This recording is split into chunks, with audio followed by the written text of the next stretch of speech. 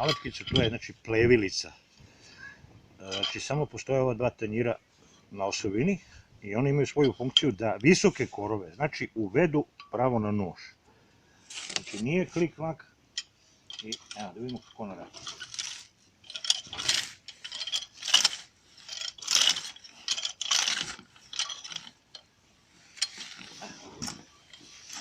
Bez obzira koliko su visoki korovi, ona će da ih posjeći bez problema. Ovako da se ovdje vidi.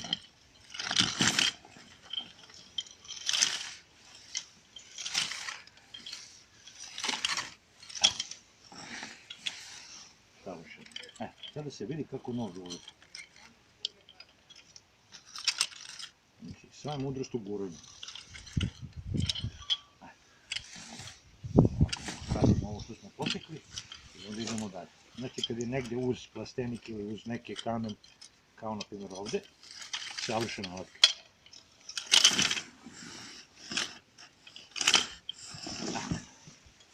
Kad se desi ovako nešto, šupom i idemo dalje.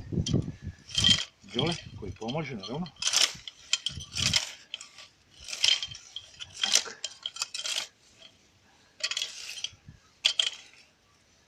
Sad vidimo kako ti ide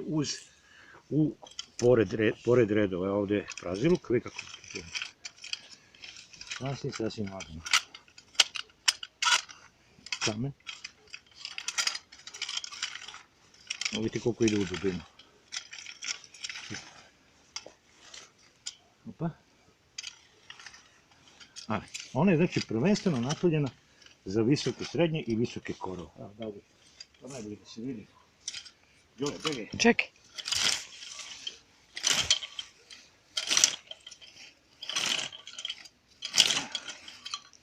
Bravo, majstore. Evo ga.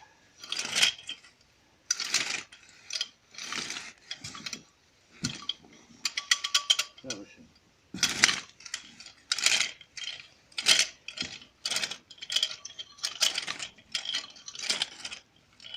Kad idemo slow motion, šta je pojent?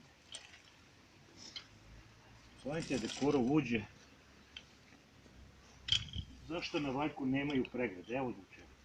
Znači, pojent je da ovaj korov sad uđe u zonu noža i on bi samo prođe. Evo.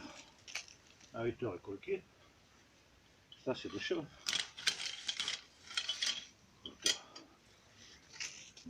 Pojela maca.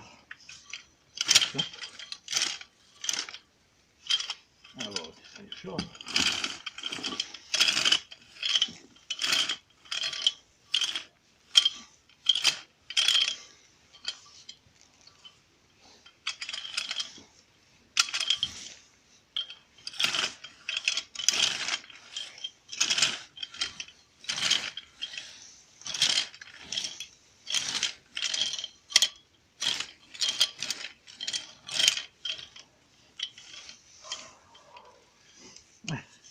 To je to. Kreći vamo. Znači, dobro kao... Čekaj. Je li tebe da vidi? Ajde, padne. Ti se čuješ samo da znaš. To vam je to. Znači, plevilica 120. Širina noža 12 cm. To je to. Pozdrav.